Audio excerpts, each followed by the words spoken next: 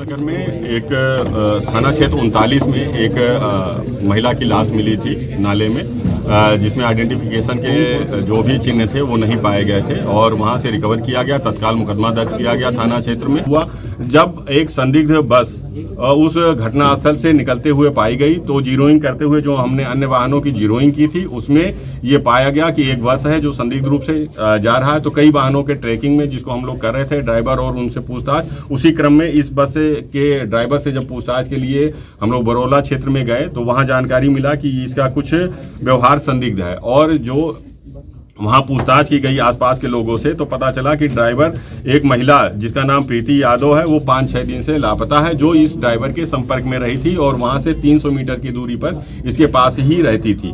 और उसके जब और गहनता से पूछताछ हुई तो पता चला कि ये जो मोनू है, मोनू सिंह, वो पूछताछ के लिए बुलाया गया और उसने बताया कि जो इसकी माँ है, मोनू की माँ और प्रीति की जान पहचान हो गई थी। एक फैक्ट्री थी बरौला में जींस की, जहाँ पे ये लोग साथ में काम करते थे। साथ में काम करते हुए पहचान हुई थी और फिर घर आना जाना शुरू हो गया था।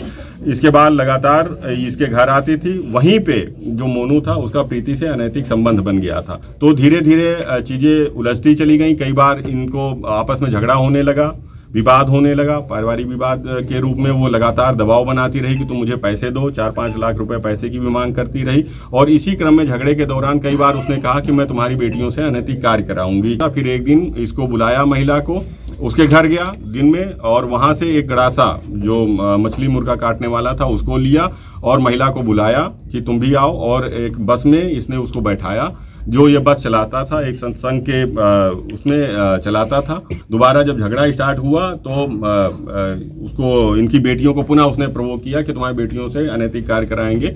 इसी बात को लेकर के बहुत ज़्यादा गुस्से में आ गया और जो छुपा के उसने चापड़ रखा हुआ था उससे उसका एक झटके में गला काट दिया।